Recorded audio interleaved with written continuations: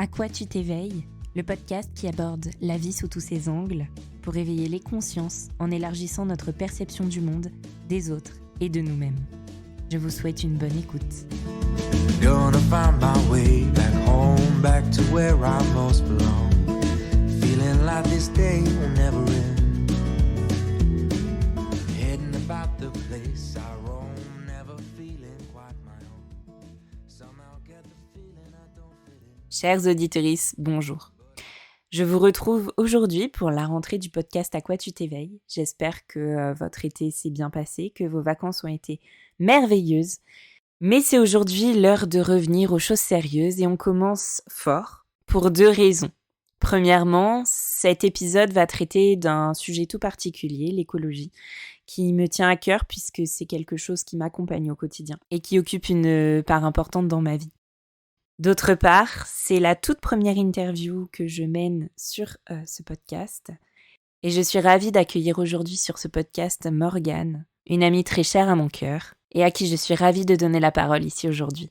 Nous avons longuement échangé sur son éveil écologique, sur son réveil écologique et aujourd'hui elle nous partage son expérience.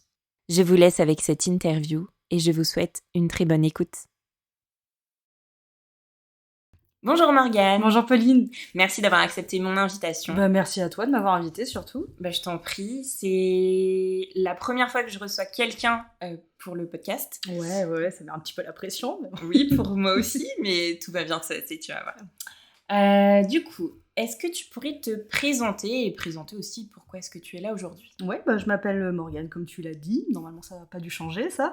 J'ai 31 ans, je suis originaire de Plouarnel. Alors, c'est un petit bourg à côté de Carnac. Bonne bretonne, bien chauvine comme il faut. Là, actuellement, je vis dans la région nantaise pour encore pas très très longtemps parce qu'on va retourner dans le Morbihan, on sera plus proche de Redon. Et je suis en couple depuis 8 ans, je suis pacsée, on n'a pas d'enfants et on a 2 chats qui sont l'équivalent de nos bébés. Et je suis ici donc pour parler de l'éveil à l'écologie, donc plus précisément sur comment ça s'organise au quotidien, quelles sont les petites choses qu'on peut changer dans notre fonctionnement, dans notre consommation, et comment on en est arrivé justement avec mon conjoint à tout modifier sans trop changer non plus notre rythme, mais en tout cas se poser les bonnes questions sur notre façon de consommer, sur le gaspillage et sur les déchets notamment. Du coup, est-ce que tu pourrais commencer cette interview par nous dire déjà quand est-ce que tu as commencé à te renseigner ? Alors c'était, je dirais, il y a à peu près 4 ans. Je pense qu'on n'est pas loin des 4 ans. Ouais, donc un peu avant Covid. Ouais, c'était avant le Covid. D'ailleurs, j'en parlerai justement, mais effectivement, fonctionner en zéro déchet quand vous êtes en pleine période de pandémie, c'est assez compliqué, mais on arrive à trouver des solutions. Et c'était il y a 4 ans, et c'est... pas tellement en se renseignant, enfin on avait déjà une petite conscience écologique, on essayait de faire attention, mais on pouvait vraiment aller au-delà. Et c'est en revenant tout bêtement un jour de course, on s'est dit mais c'est plus possible d'avoir autant d'emballage dans la poubelle une fois qu'on a terminé les courses. Ça c'est un truc qui nous a révulsés, où on était à un point où non mais on remplissait quasiment une poubelle ou un sac d'emballage, que ce soit carton ou plastique, en plus avec des trucs qui se recyclent pas. C'est arrivé rédhibitoire, ça nous a dégoûté de voir autant jeter pour finalement le peu de choses consommées. C'était l'aberration de trop, quoi. Ouais, ça a été le déclencheur, de se dire là, faut vraiment tout changer. Et quelles ont été tes premières actions ?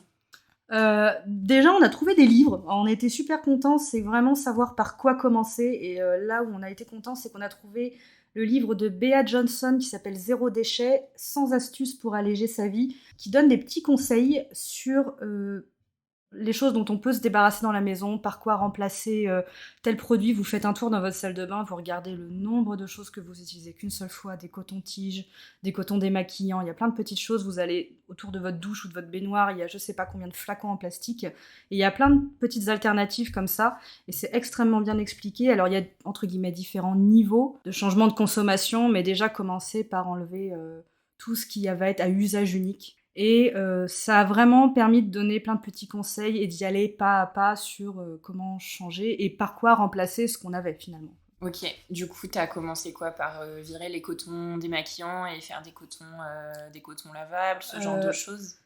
Coton lavable, j'avais réussi à en trouver en Biocoop. Alors je sais pas si on peut citer une enseigne, mais... On n'est pas sponsor, mais c'est ok. Ok. Contrairement à ce qui se faisait pas même à ce moment-là. Pourtant, c'est pas si vieux, 4 ans, mais Intermarché, Super U, Leclerc, enfin d'autres, ce genre de grandes distributions ne faisaient pas de coton lavable, réutilisable. Et c'est vrai qu'on en avait trouvé en Biocoop à ce moment-là. Et je trouvais que c'était une excellente alternative. D'ailleurs, je les ai toujours. Ils sont encore en très très bon état.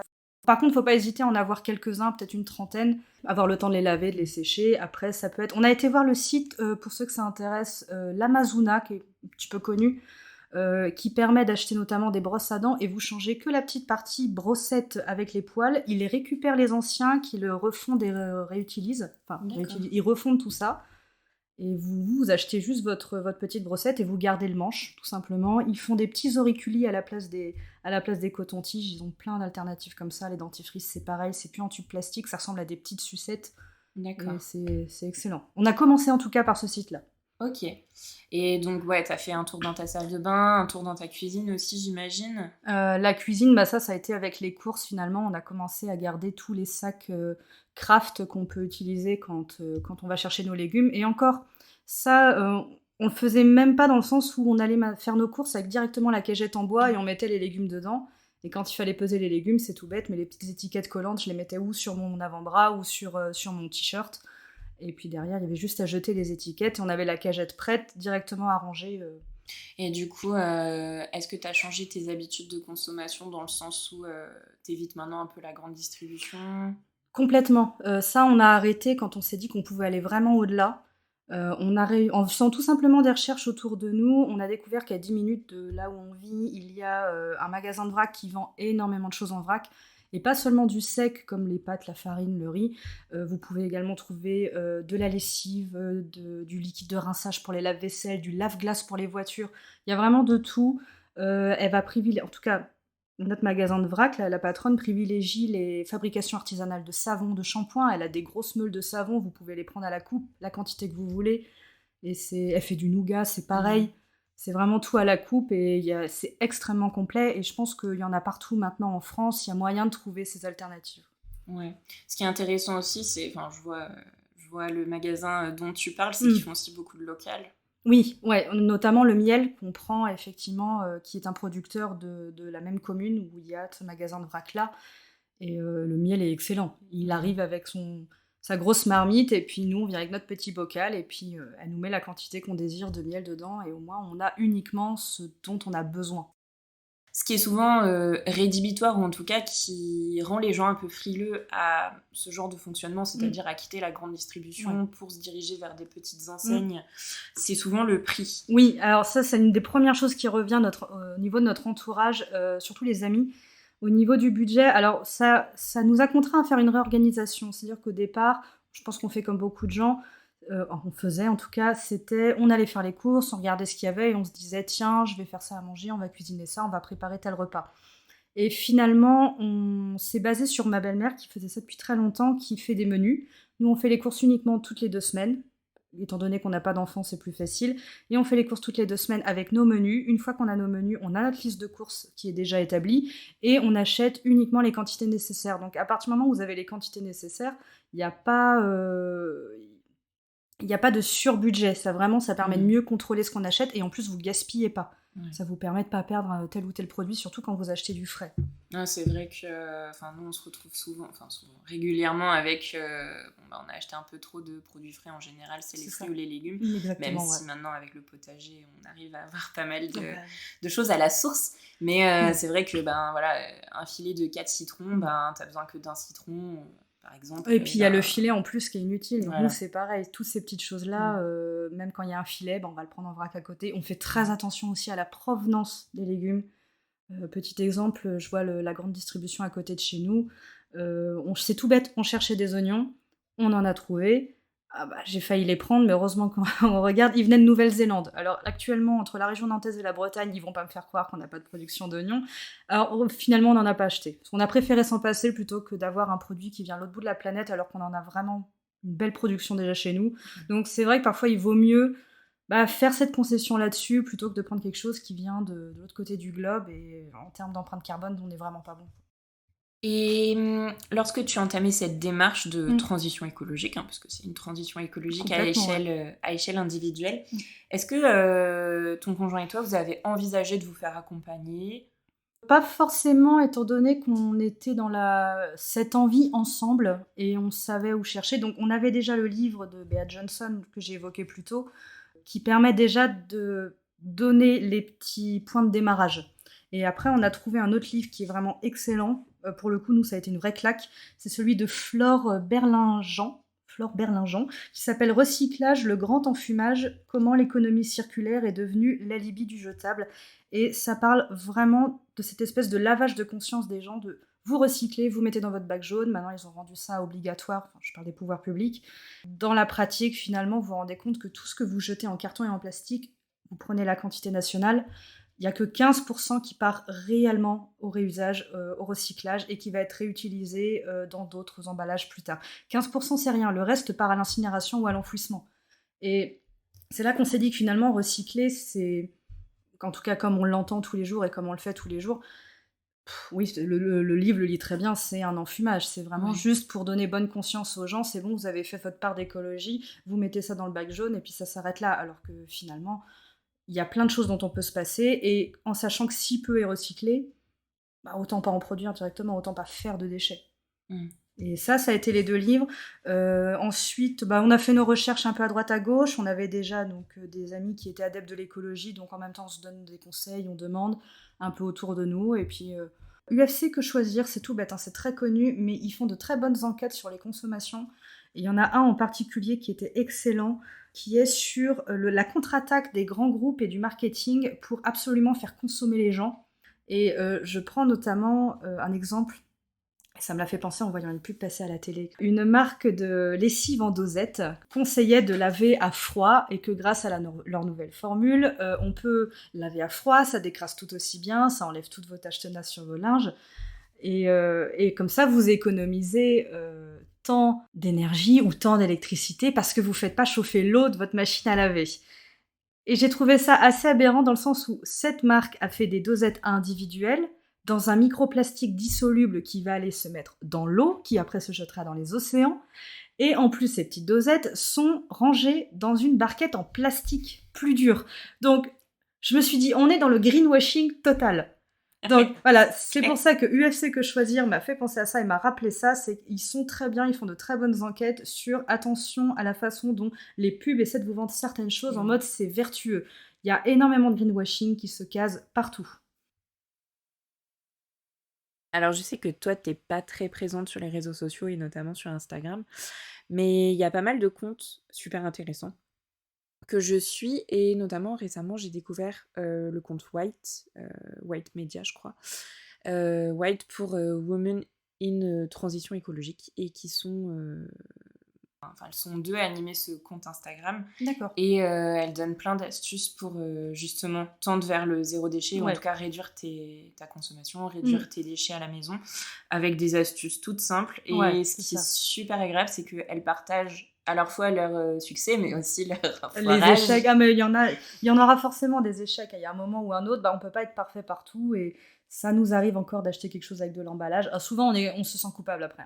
Une fois qu'on est vraiment dedans, si on doit acheter un truc qui est inutile ou qui a trop de plastique, on se sent coupable derrière. Donc il y a forcément des foirages. De toute façon, personne n'est parfait. Mais c'est comme ça aussi qu'on apprend et qu'on trouve des alternatives. Et ce qui est intéressant aussi, c'est de rappeler que les erreurs, elles sont normales, elles sont humaines, et elles aident à avancer. Je sais que quand on a commencé à s'intéresser au zéro déchet à la maison, il y a des choses qu'on n'a pas bien fait non plus. Et finalement, on les a fait quelques fois, et après on s'est rendu compte que finalement c'était pas si bien que ça, et puis on a encore changé. L'idée, c'est de toujours rester en alerte, et de ne pas se reposer sur ses acquis, tout en sachant qu'il y a toujours mieux ailleurs. Il y a toujours moyen de faire mieux, mais voilà, faut y aller petit à petit, et pas vouloir tout faire tout de suite. C'est le meilleur moyen de se perdre et finalement de se décourager et de laisser tomber, en fait. Aujourd'hui, on parle de plus en plus du terme éco-anxiété. Ouais. Qu'est-ce que ça évoque pour toi ? Est-ce que tu peux déjà nous en donner ta définition, et parler un petit peu autour de cette éco-anxiété-là ?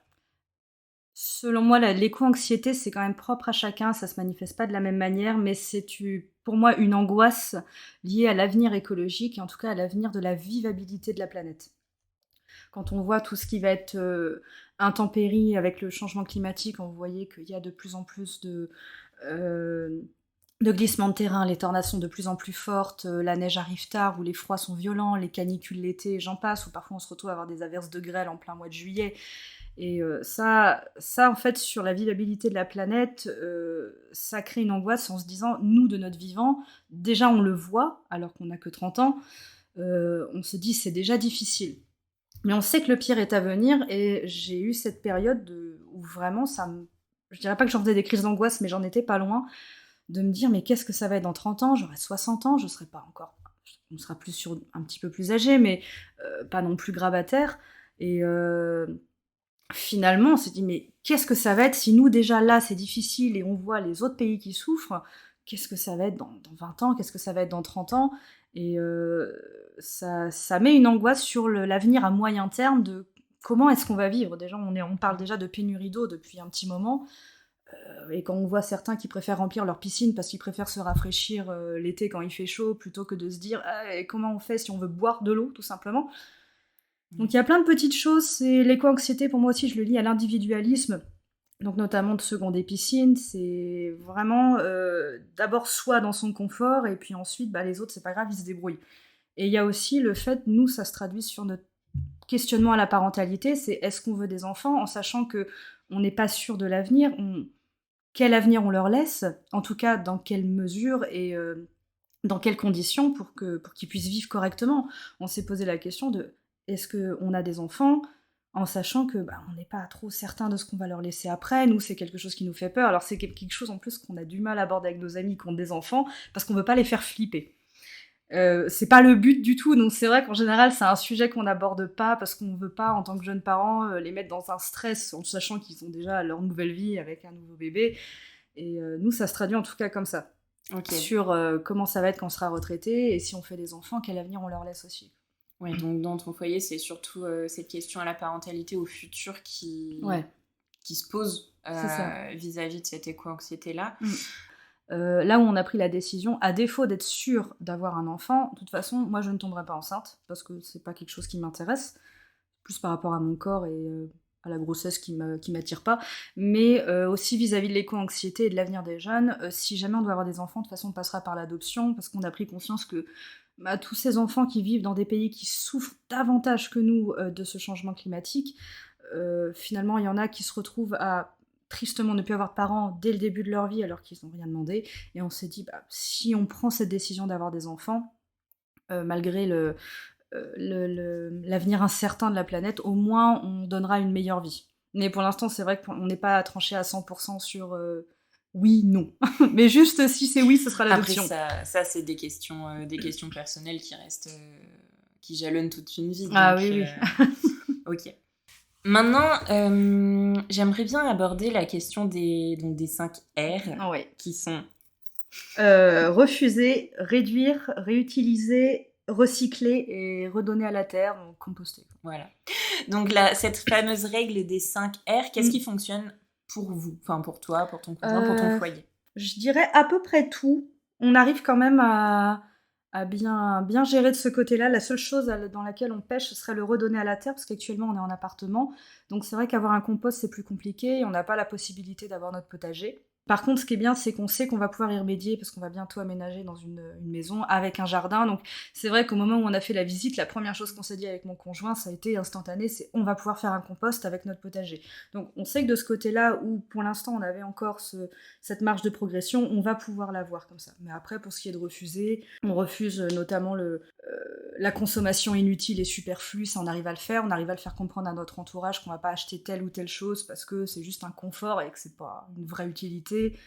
On réduit notre conso, on prend uniquement l'essentiel, on fait pas de gaspillage. Au niveau du recyclage, je pense que là, je vais pas me répéter tout ce qu'on a dit avant, et puis réduire pareil aussi. Donc, je pense qu'on est bon, c'est vraiment juste le compostage qui manquait.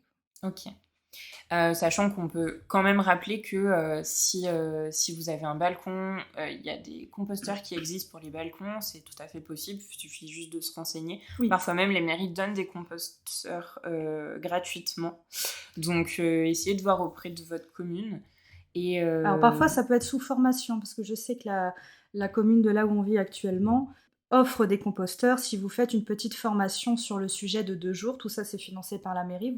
Vous passez par la mairie et à la fin de votre petite formation, vous avez votre compost qui est offert avec. Mais toutes les communes ne le font pas. Je sais que la nôtre le fait, par contre. D'accord, super intéressant, ça je savais pas du tout.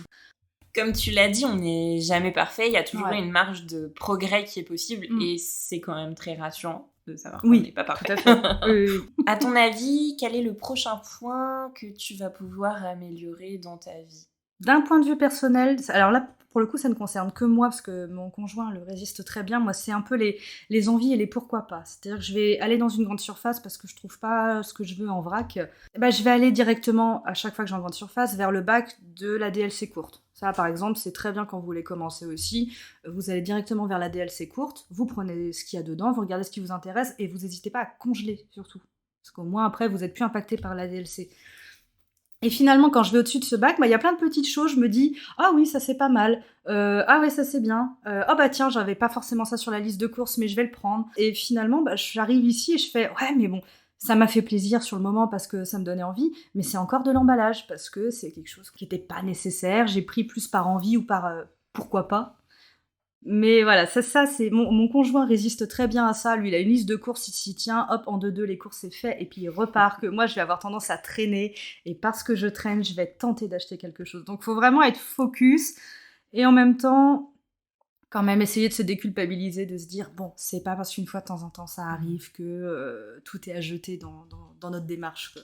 Oui, c'est ça, et puis il faut pas oublier de se faire plaisir aussi. Après, dans une autre mesure, ça c'est dans les petites choses, ce qu'on peut améliorer, c'est que le jour où on aura notre maison, qu'on sera propriétaire, on aimerait installer des toilettes sèches, chose qu'on peut pas faire en étant locataire. Alors on aurait une toilette sèche et on garderait le système d'eau, mais avec de l'eau de pluie, récupérée, de façon à ne plus faire nos besoins dans de l'eau potable. Là, on a 2 voitures thermiques. On s'est dit que une des deux, la première qui sera arrivée au bout de sa vie, on passera à une petite voiture électrique. C'est un leurre de croire que parce que vous avez un véhicule électrique, vous êtes forcément vertueux. Si vous prenez un SUV en électrique, il faut savoir que sa fabrication, l'extrait des minerais pour faire la batterie, finalement, vous allez retrouver avec un véhicule qui est aussi polluant, voire plus polluant que votre voiture thermique avant. Donc si vous voulez un électrique petit modèle, les Zoé, les petites Toyota, ce genre de choses, c'est très bien. Donc ça... Quand on y arrivera, on y passera. J'ai dû faire mon maquillage maison, ça par contre, ouais. Et pas racheter à chaque fois un tube de mascara qui est en plastique, entouré de plastique, avec un antivol en plastique souvent dessus aussi, enfin voilà.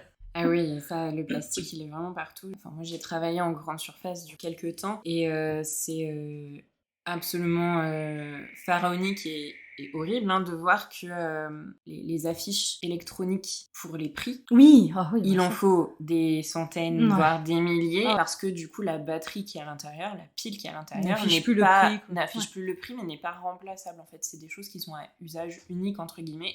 Une fois que la batterie est finie, on jette et on en remet. Et ça, c'est... Ah, j'étais pas au courant de ça, c'est aberrant. Comme quoi, finalement, revenir aux bonnes petites étiquettes en papier glissées dans le petit support en plastique, c'est pas plus mal. Au moins, il n'y a pas les composants de la batterie derrière. Ça évite d'extraire du cobalt, du lithium et de détruire des sols et de surconsommer de l'eau aussi, pour ces petites choses en plus qui vont servir que quelques mois. Après, il n'y aura jamais de solution parfaite. On ne pourra jamais être en résultat déficitaire, on va dire, par rapport à ce qu'on prend à la planète. Mais ce serait faisable, mais ça demanderait un changement drastique mondial. Et clairement, là, on est tous les gens adeptes de l'écologie, en tout cas vraiment appliqués au quotidien. On représente une goutte d'eau par rapport à la population mondiale.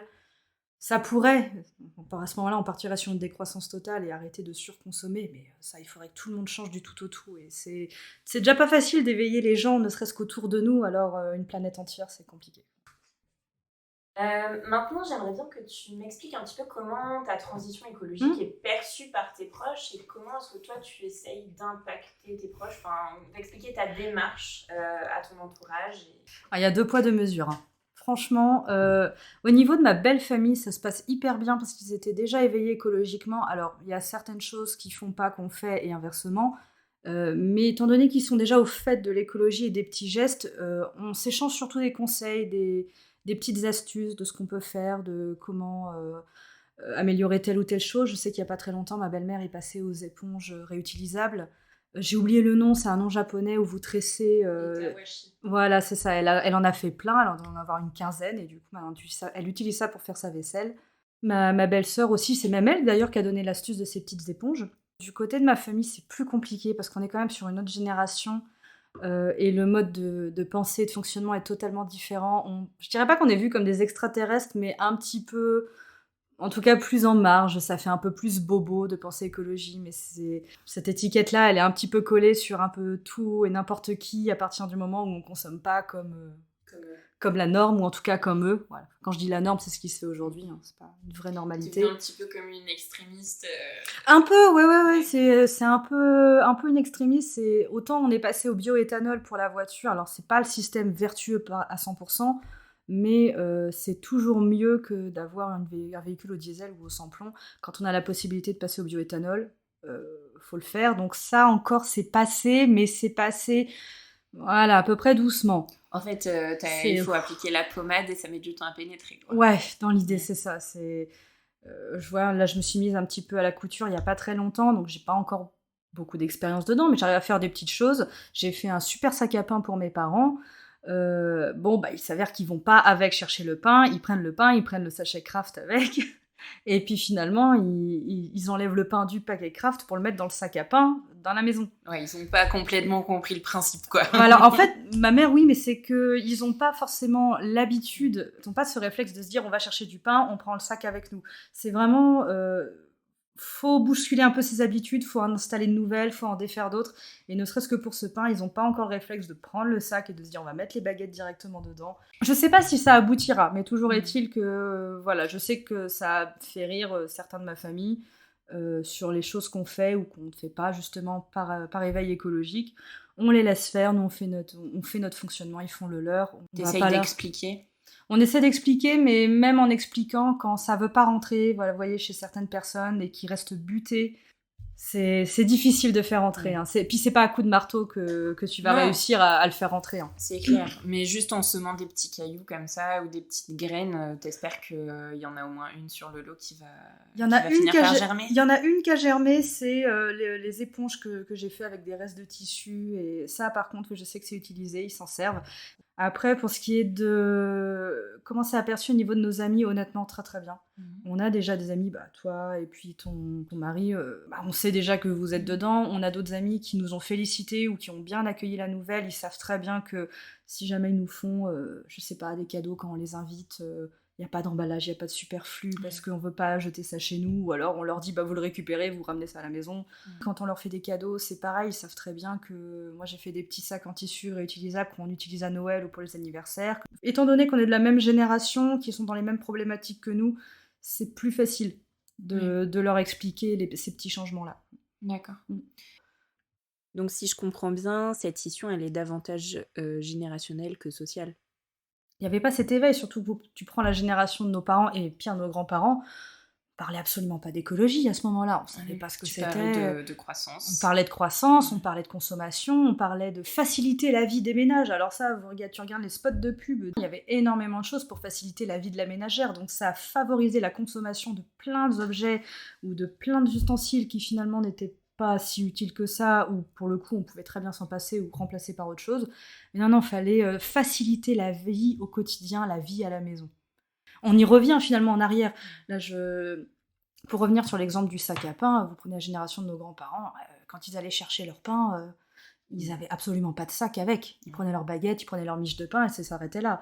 Et est arrivée la génération de nos parents qui était plus germaphobe. Et là, ça a été, faut tout hygiéniser, faut tout nettoyer, faut que ça soit propre, on met des emballages partout, on stérilise tout. Et finalement, retirer ces emballages en gardant quand même une hygiène par le lavage des mains, par éviter de se cracher dessus, évidemment, surtout en période de Covid. Finalement, enlever tout ce qui est emballage, c'est plus long que ça a été instauré, finalement. Et c'est intéressant ce que tu dis, du coup. Et quel est l'impact de cet éveil écologique dans ton travail ? Dans le travail, tu vois, je vais revenir encore sur mon exemple de sac à pain. J'ai travaillé pendant longtemps, ça a commencé par mes études, mais en boulangerie, donc j'étais vendeuse en boulangerie, donc ça commençait quand je voyais la quantité de sacs Kraft qu'on met pour les baguettes, pour les viennoiseries, les boîtes pour les gâteaux, et à chaque fois c'est à usage unique. tout le temps. Et au bout d'un moment, je me suis dit, mais je veux pas l'imposer à la clientèle, surtout que je suis pas patronne. Donc, il faut quand même que je trouve quelque chose parce que avec ce que nous, on essaie d'instaurer avec mon conjoint au quotidien, c'est pas compatible avec ma façon de travailler et parce qu'il est imposé par mes patrons. Et c'était arrivé un moment où je demandais plus aux gens finalement, sans leur imposer vraiment, mais je mettais plus de sachet, je mettais plus l'emballage de la baguette et je le mettais que quand les gens demandaient. Et souvent, les gens se sentent obligés de justifier pourquoi ils veulent un emballage. Ça a créé en fait une espèce de gêne de la part des gens, donc j'ai été obligée de temporiser de ce côté-là pour leur dire non, mais vous inquiétez pas, je suis pas là pour juger, c'est oui, c'est non, c'est binaire, vous me dites vous voulez un sac, pas de sac, y a pas de souci, en essayant de déconner un petit peu avec les clients pour pas les faire dramatiser ou culpabiliser. Je suis pas là pour leur mettre l'eau propre, pour leur jeter la pierre parce qu'ils ont pris un sac. Mais finalement, le fait d'imposer doucement de plus mettre d'emballage, finalement les gens ont vachement investi dans des sacs à pain en tissu, ça que je trouvais très bien, pas de plastique. Et pareil, ils venaient avec leurs sacs en tissu pour les viennoiseries. Certains ont même ramené les boîtes de gâteaux pour les remplir. Et voilà, en commençant par ça, ça vient progressivement et je suis assez contente. Mais ça reste quand même une profession, de manière générale dans l'alimentaire, où c'est très difficile de lier éveil écologique avec la consommation de manière générale. Et là, je vais mettre ce pourquoi j'ai fait des études 100% à la traduction. Et là, pour moi, ça devient par contre difficile de mesurer mon impact écologique sur la pratique de mon métier. Je suis sur l'ordinateur toute la journée, je travaille avec des clients qui sont à l'étranger, donc tout passe par Internet pour moi. Donc je sais que Internet, via tout ce qui est satellitaire, c'est pas vertueux non plus. Mais j'essaie de trouver autre chose. Par exemple, on a changé notre fournisseur d'électricité, ça s'appelle, si je peux le citer, ils sont très bien, ça s'appelle Octopus Énergie. Sur le site de Greenpeace, ils ont fait un listing des meilleurs fournisseurs d'électricité en fonction d'où ils investissent leur argent, où est-ce qu'ils vont chercher leur électricité et à qui. Et c'est là-dessus qu'on a trouvé le nôtre. Alors avant, ça s'appelait Plume. Peut-être que vous ne trouverez pas Octopus, mais avant, c'était Plume. Et vous avez Équateur, vous en avez plein qui sont très bien proposés par Greenpeace. Et c'est là-dessus qu'on s'est basé. Et je me dis que au moins, quitte à travailler toute la journée sur ordinateur, ça va nécessiter de l'électricité.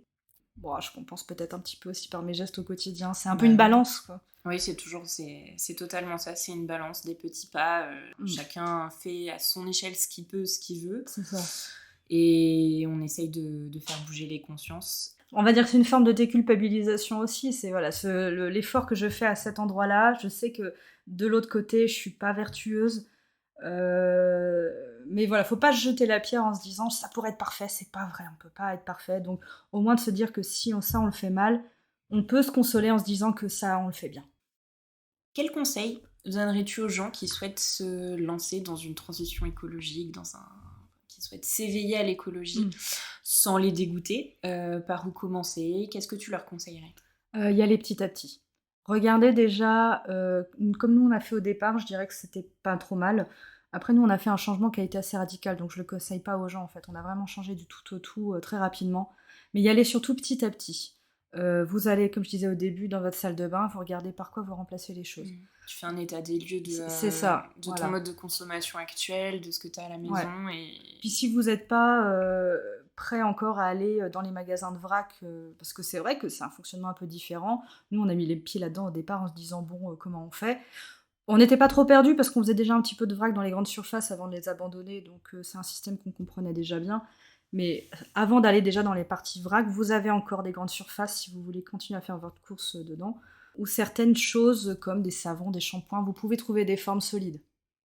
Plein de petites choses comme ça. Déjà, vous évitez le flacon de shampoing qui dure pas longtemps. Composé à 90% d'eau. Ouais, c'est ça. Des petites choses toutes bêtes, vraiment du quotidien, pour vraiment commencer à mettre un pied dedans, vous pouvez arrêter les bouteilles en plastique. Vous achetez une carafe en verre, vous mettez des petites billes d'argile dedans, vous verrez votre poubelle de carton et de plastique qui va drastiquement diminuer à partir du moment où vous n'avez plus ces bouteilles en plastique, vous prenez les carafes en verre. Il y a la marque à filtre des carafes... je sais pas, je suis en train de citer plein de marques là dans le podcast. Voilà, Brita. Et oui, il y a les carafes Brita. On a fait ça pendant un moment et on s'est dit que ouais, mais ça reste encore une carafe en plastique. Le filtre, on en achète, même si ça nous dure longtemps, c'est jeté. On ne sait pas comment le recycler. Ça se recycle pas même, je crois. Donc vraiment, allez-y petit à petit. Les petites choses du quotidien que vous pouvez changer facilement. Et dès que vous êtes prêt, essayez de passer à l'étape d'après. Donc par exemple, consommer moins de viande. Après, nous, on n'a pas arrêté d'en consommer, mais on en consomme beaucoup moins. Sachez où vous l'achetez. Là, par contre, c'est vrai qu'on conseille d'éviter les grandes surfaces. Mais je sais que selon les endroits, ça peut être difficile de trouver un producteur qui peut le vendre en direct ou par une coopérative. Il n'y en a pas partout, c'est compliqué. Mais dans la mesure du possible, consommer moins de viande pour ceux qui le veulent. Nous, on a arrêté la viande il y a 1 an maintenant. On consomme encore un tout petit peu de poisson. Mais on l'achète uniquement dans des halles, puis on est près de la Bretagne. Donc, non, c'est vrai qu'au niveau budget, le fait de ne plus consommer de viande, c'est important. Hein. Contrairement à ce que beaucoup de gens nous ont dit, c'est pas parce qu'on n'aime pas la viande. Hein. Le goût de la viande nous manque, clairement. Je comprends bien. Mais quand on voit notre empreinte écologique qui diminue d'autant...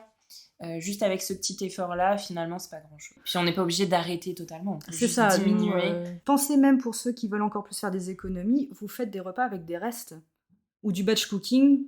Je sais que tu en fais. Et puis comme ça, vous avez une vraie visibilité sur votre budget de ce côté-là. Et en plus, vous gaspillez pas en faisant ça. Et ce qui est important, c'est de consommer moins, mais mieux. C'est exactement ça. On en revient toujours à ce point-là. C'est ça. Et je voulais aborder aussi juste quelque chose parce que je sais que dans la communauté de communes où je vis, le système des poubelles fait que nous, on s'est rendu compte de ce qu'on consomme, enfin de ce qu'on jetait plutôt, et ça nous a automatiquement induit à réduire nos déchets parce qu'on est limité en termes de levée de poubelles à une poubelle par mois, une poubelle en ordures ménagères et une poubelle en recyclable, en carton, plastique. Et que si on avait une levée supplémentaire, tu payes 15 balles ta levée, merci, mais non merci. Et finalement, pour une famille de 2 personnes et un bébé, on réussit à avoir uniquement, en moyenne, 11 poubelles par an de chacune. Tu vois. Bon, je crois qu'on arrive au bout de cette interview. Est-ce que tu aurais un mot pour la fin ? J'ai une phrase que j'avais entendue, mais je ne pourrais pas vous dire de qui c'est, mais que je trouvais très bien. Parce qu'on en parlait avec mon conjoint. C'était peut-être dans un des livres qu'on a lu. C'est le meilleur déchet est celui qu'on ne produit pas. Voilà. Je crois que ça veut tout dire. Voilà. Écoute, merci beaucoup Morgane pour ce moment d'échange et de partage. Merci à toi. Et j'espère te revoir bien vite sur ce podcast. Avec plaisir. Et puis pour d'autres sujets, il n'y aura pas de problème. À bientôt. À bientôt, Pauline. But I know that I'll be coming home to you. And you know that I'll be driving